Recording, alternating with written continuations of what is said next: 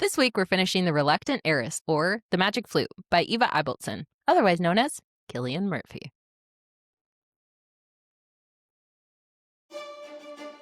Hi readers, I'm Jordan. And I'm Katie. And welcome to Not Another Heroine, the book pod where we celebrate the heroines we love and roast the ones we don't. We'll find you the best 5-star reads, the spiciest romance, and save you from the overhyped DNFs. If it's romance, we'll read it. Or watch it. We like every flavor. So grab your favorite drink and get cozy. Welcome to Season 4. I don't know that I love this scene, but I get it. But it's also like, oh, okay. It's very cliche. It's like, I've seen this. Yeah, we have seen it in Anastasia. Because there was something about Anastasia, like, she's, like, beautiful, and she, like, I get it. But something about this was just like, okay, here's the, like, second cousin coming out of the... I wish Tessa had maintained her secret identity a little bit longer. Yeah. I didn't like the reveal. So what had happened was... On the first night of this week-long party, there's a soiree, and all of the titled people showed up, and they're like clearly poor, but they're still like all up in their own business about how blue their blood is.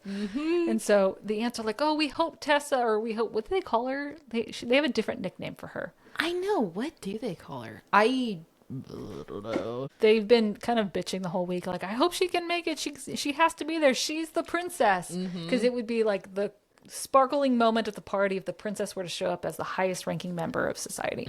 Because there's also kind of this arrangement deal that everybody understands to be almost true, that this princess will get married to the son of an additional...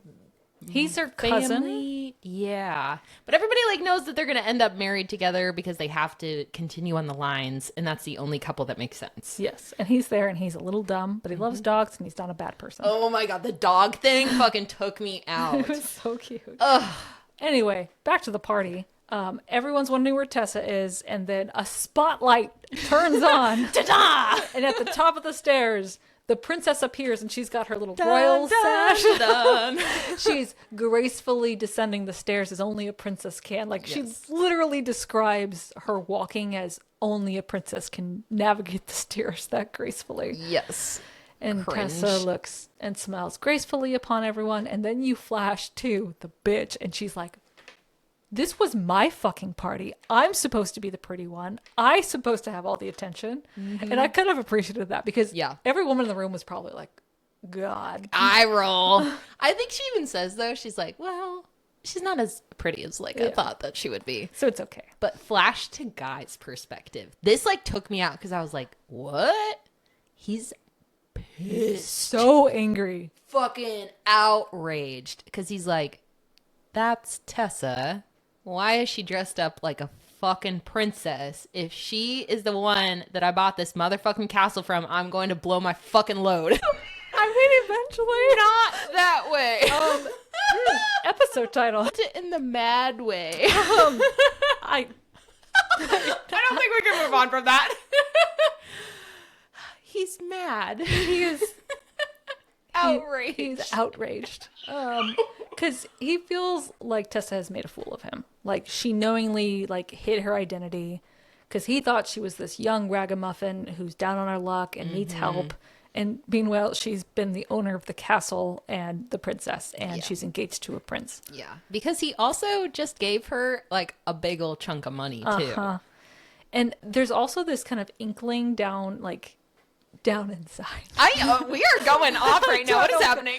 Because you kind of get the sense that he's attracted to her unwillingly, but like not willing to let go of his fiance. Yes. And so he's mad about that. And yes. then he's mad about, the whole princess switcheroo yes. thing. And then he's mad about the fiance. Yes. Oh my God. That's what makes it so compelling when he's pissed off at this. And so for the whole ball, Tessa's like, oh, they look so beautiful together, this like lovely couple. And he refuses to look at her, won't even give her anything. And she's just like watching them. And she's like, I mean, I get it. They're like a beautiful couple. And she's just like sad, but in that kind of like, what did I expect kind Like of way? kick puppy kind of way. Like, Yeah. oh, what is there to like about me? I'm just a princess. And Guy is like, I have the most beautiful woman next to me. I am filthy fucking rich. All of these blue blood people, I made them like me, even though I am an orphan from the fucking streets. They respect me. They like me. I'm invited to all of these shooting things now.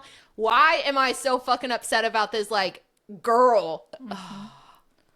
Dog. But I appreciated that this kind of frustration and like miscommunication is resolved fairly quickly. Yeah. So the soiree ends. She returns to the opera company. Her identity is revealed, and she's like, "Please just treat me like normal. I just want to love music and be around you guys." Sure. But she sneaks out like one night, and she's like walking the castle rooftops or the battlements, and she stumbles across Guy, and they kind of have a heart to heart where she's like, "I didn't mean to deceive you. I just like, it's not a big part of my life anymore. I just want to make something of myself." And he, I think, kind of realizes how young she is because she's 19, I think. Yeah. And he's 30. Yeah. I think isn't he older? I feel like there's some kind of age gap that kind of give me pause. It's pretty significant. But that's kind of also the time period. Yeah. But they kind of resolve everything, and he's like, "Okay, well, I'm gonna continue having my party with my beautiful fiance, and I'll see you at the opera." Cool. Good job. Hang in bud. there. That's literally how the conversation goes. While this is happening, the fiance is like spending Guy's money all over town, like buying the most expensive trousseau, like furs when she doesn't need any furs. The fur thing, because I love that she is talking to him and she's like rattling on about all the things that she bought, and she's like, the only thing I can't decide if I should get this type of fur or this type of fur. And then Guy is like, well, like, why don't you get both? And she's like, oh, I have never heard more beautiful like words in my life. But it's because he recognizes that she obviously wants both, and like she's a person that loves these like pleasures of nice clothing.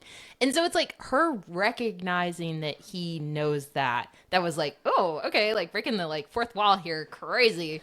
What took me out over and over again is that he keeps trying to remind her of their time together when they were 20. I love those. Oh. And she's like, "Do you remember when we went on this picnic or when we went to this party?" And she's like, yeah, what was I wearing?" And then he proceeds to describe like, "Oh, you were wearing a white dress with blue daisies on it." And she's like, "Oh, of course I remember that." She remembers nothing. Yep. But she is so kind of focused on her appearance that she does remember the dresses. It took me out every single fucking time. Oh my God. And this kind of shows later on too, because you get these scenes where she's preparing to like meet Guy in her bedroom, and so she takes. I was about to talk about it. The amount of precision that goes into her doing her makeup and doing her hair and knowing she wants to. I want to portray an innocent look, or I want to portray a sultry look. And like she does all of these like mental gymnastics in preparing for like, how do I want to present myself so he wants to continue to marry me? Yeah, because there's even a scene where she's like, oh, servant, like hand me this hairbrush so it looks that I'm like about to like start getting ready, but he'll like walk in, but I'm already completely dressed, and he'll like see me in this like, you know, daydreaming about what our future. It was so calculated that it's like, wow, like, scary bitch. Yeah, because isn't there the scene where they're like hugging and she's staring at herself in the mirror? Ugh!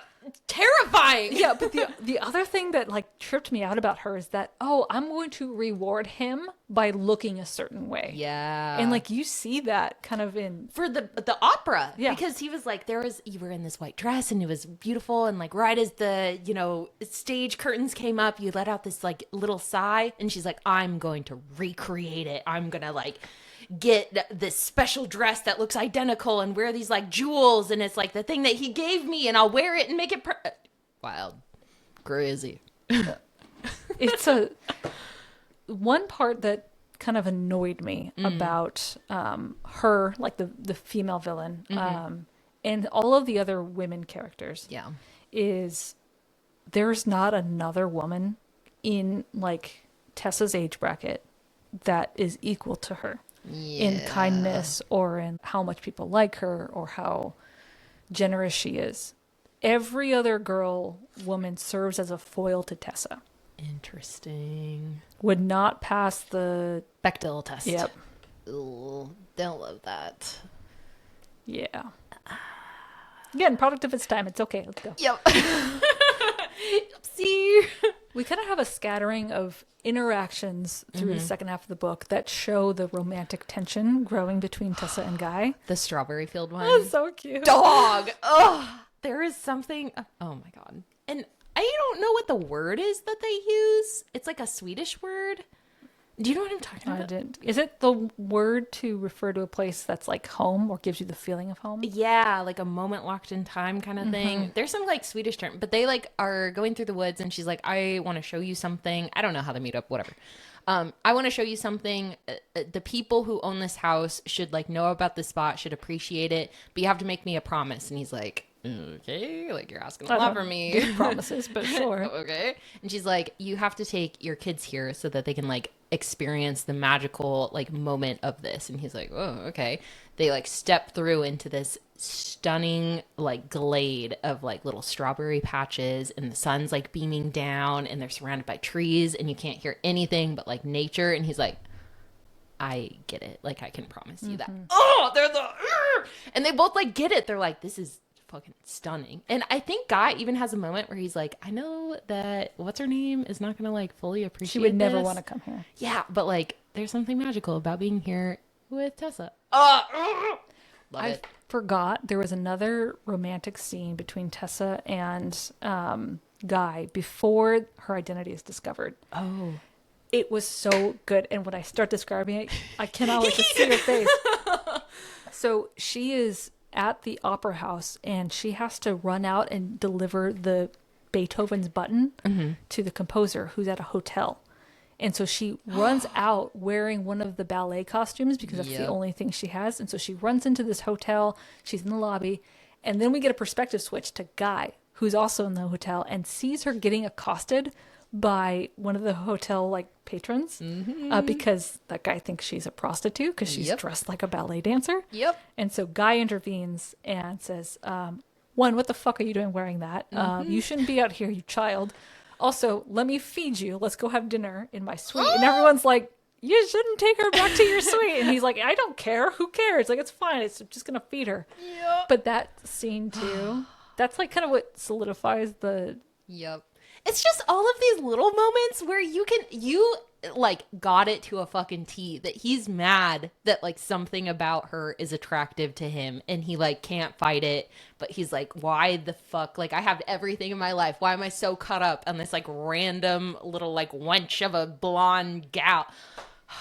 It's just so convincing. You love it. You're like, nope, keep fighting it, buddy. Over and over again. And then the week-long celebration is still happening. A Russian bear escapes. It's like a pet bear. And there's so many good scenes, dude. Oh, God. Tessa's like, oh, no, that's just Fluffy. And she runs out to try and grab it. And then Guy physically moves her and throws her out of the way. I think he throws her into the lake. Into the lake, yeah. He's like, no, I got the bear. And so in addition to being like a businessman, a war hero, highly educated, he's also a bear tamer. Because the scene, he's on the other side of the beach and she like knew that he was over there. And then she's like, all of a sudden I was being lifted up into strong arms and I like immediately recognized who it was. And I don't know how he got to me so fast, Twilight. But I'm like, I eat that shit up. Like, he saw that she was in danger and he's like, oh. There's so many scenes like this. I'm gonna reread this. Oh my God. And then also Prince Ferdinand, that's not his name, I made it up. It checks out. He is like the destined fiance for Tessa, and so he's also attending this week-long celebration, and he's like a mama's boy. He just does whatever he's told, and he's like, yeah, I'm supposed to marry Tessa. I've always been supposed to marry Tessa. I guess I'm gonna marry Tessa. That's the plan. And so he finally gets her, and they grew up together, so they're like childhood friends, cousins. He gets her out onto the lake, and his thought process is like, she likes dogs. I've got dogs. I'll bring the dogs with me. So I love, oh my God. He brings his pack of hunting dogs onto a rowboat with Tessa, and then he proposes with the dogs everywhere. Yep. Everyone from the castle is expecting him to propose. They see them in a boat together on the lake, And Guy also sees it, and everyone thinks they're engaged after they row back to shore. They're not engaged. Nope. Everybody's watching through like telescopes and stuff, and it's like described that like Guy doesn't need he like eagle hawk vision, sees exactly what's going on, and like He's big mad. you can tell like soul crushed. He's like, okay, it's handled. She's gonna go marry whoever. This was like arranged. I'm not surprised. I'm not mad about it. This is finally over. I can get over it. It's like, dog, you're hurting inside. The final opera happens, and it's a letdown for almost everyone. Like, the opera's a success, but like the bitch doesn't like it. She's like, I think I fell asleep. She did. She was snoring, and he saw her, and he's like, oh. That's when the blinders start coming off for Guy, where he's like, maybe she's not my true love. Because he has like this unraveling where he thinks about all these moments, and he's like, well, am I surprised? Like, I knew that she was a vain, simple creature that liked pretty clothes, and like, that's what I love her for. Like, am I surprised? That's what this is. And then his mom shows up. Oh my God, I love these scenes. So his mom arrives. His mom is not welcomed by the fiance or any of her family who was also in attendance. And so Guy is off kind of doing business in town, and his mom is left to her own devices to like make friends with the fiance. And he starts to formulate a plan. Man, can this guy plan. Yep. He's like, But it's not until they treat her bad. yes. So Oh, yeah. Sorry. I'm jumping ahead. I'm just so... no, I love this aspect of Guy's character. It's very... Did you watch Peaky Blinders? No. Oh, it's given Thomas Shelby energy. Think of Cillian Murphy. That's Guy. Oh, dude. Yeah. Oh, okay. There it is. Yeah, that tracks entirely. He goes back to the castle, finds his mom eating in the servants' hall with the staff. And he's like, what the fuck are you doing down here? Then he goes to the main dining hall, and his fiance and her family tell him that they thought she would be more comfortable eating in that area with the staff. Oh my God. He's calm, and then he lifts up the whole center, like, serving platter, throws it at a fucking, like, mirror or window, and then he's like, get the fuck out of my house. And then I think he says, be grateful I didn't throw it at your head. Yeah. Oh, dog. And then he goes downstairs and has dinner with his mom and the staff. Oh my God. This triggers his entire plan because he kind of makes up with the fiance and like lets everything kind of be resolved and everything is put back in its place. And she's like, yeah, okay, we just had a little spat. I'm so sorry. She wears like a beautiful dress. Of course. She's almost naked. It's fine. But then he calls his secretary and his other employee, and he's like, this is what we're going to do. So you don't quite know what's happening, which is the best part about all this. But suddenly you get these rumblings that his businesses are crumbling and he's losing money quickly. And then all of a sudden, some people, like investors, start showing up at the castle to take away furniture. Yep. While they're in there. Yep. And the fiance's like, what the fuck is going on? Like her family starts freaking out. Guy is like not even there. He's like, don't worry, everything will be fine. I'm going to save my businesses. Shh, it's fine. It's okay. We'll figure it out. Then he goes and he's in town and he sees that Prince Ferdinand's estate is for sale. And he's like, I thought they were getting married and her money was going to help him save the estate. And then he walks out of the real estate office. He's like, hey, chap. And that's when Guy realizes that they are not engaged. Yep. Magical. But he also realizes, okay, well, what the fuck has Tessa been doing? Oh, she squandered her entire fortune trying to save the opera company, which is going into bankruptcy. So he goes to the opera house and he is like pissed as hell that they took advantage of Tessa and her money. And he has some words. Yep. Oh, I ate that shit up. I'm sorry. I don't condone violence, but there's something about romantic lead, laying it on him. Dog. But Tessa's not around. And so she had gone to another city or something to her like family vaults or safe. Oh, to like talk them out of it. Well, no, she went to go get the rose, the silver rose. Oh, yeah. Okay. Because she promised Guy and his fiance that like there's one family heirloom that should stay in the family. It goes with the castle. There's a huge, long love tradition with it. It's like the silver rose. It's worth $20,000. So she goes, she gets it, and she's been in communication with his mom to return the rose to the castle. So Tessa still thinks that he's engaged. He's not engaged anymore. Oh, God. She gets on the train. She goes to the castle. She's supposed to meet the mom at the train station because she doesn't even... She's in love with Guy. She doesn't want to see the fiancé. She doesn't want to see Guy anymore. Mom's not at the train station. Oh, fuck, I have to go to the castle. I was trying to avoid this. I think she timed it where she would like pass it out the window and then move on with her life. It's like, that's a priceless heirloom. Yeah. Like she received an offer from like several museums to like purchase it from her. And she's like, no, it's an heirloom. Yeah, she's just traveling by herself with it. God, Yeah, dog. okay, suspend reality there. But she goes to the castle and she runs into Guy. And that's it. Yep, that's literally it. They like talk each other through that I'm not engaged, you're not engaged, we love each other, the bitch is gone. Yep. And they look Who are we happily ever kidding? And I just love that the mom is like, see, I knew that the person who gifted me this necklace loved you. And like, what'd you look at that? It all turned out. And the guy's like, dog, like, it did not go that easy. But if you think that, sure, mom. It was kind of an anticlimactic resolution to the romantic tension. And I think that's where we're used to like our 70 to 80% spice mark. And I was about to say they should have fucked. You know what I mean? That was what I was expecting. And then it was the end. And I was like, wait, what? Like, I don't even think they kiss at all. No. Yeah, so, it's just like... So it is a little disappointing in that like lane. Yeah. But still, the tension leading up to it. There's so many... Because it's the will they, won't they? You don't know until the end. And then even when Guy is like coming together with this like IRS scam... like, oh my God, yeah. You're still not sure what's going to happen with Tessa. Oh my God. It's just so fun. I feel like that's something that I've been missing from a lot of romantasy books is like an actual like giddiness and like silliness and like you're reading it and you're like, oh my God, like what's going to happen? And I felt that with this. Like, and characters that are memorable, that are different from every other character. I would say Tessa, out of all the characters, she's the most generic, bland, like white birthday cake character. Yes. But Guy is fascinating. Yeah. Oh my God. Guy. It just feels so stupid to say that though. Guy.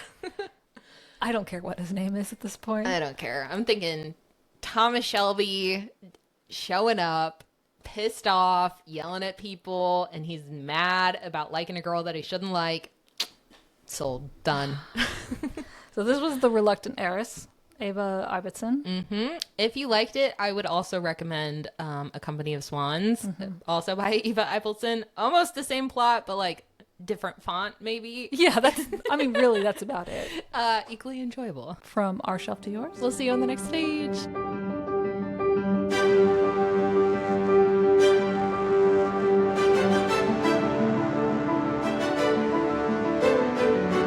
Readers, like what you've been hearing? Like and subscribe to us on YouTube or Patreon at Not Another Heroine to support our growing library and get access to exclusive bonus content. Ready for the next page? We post new episodes every Monday and Wednesday wherever you get your podcasts. Thanks for listening.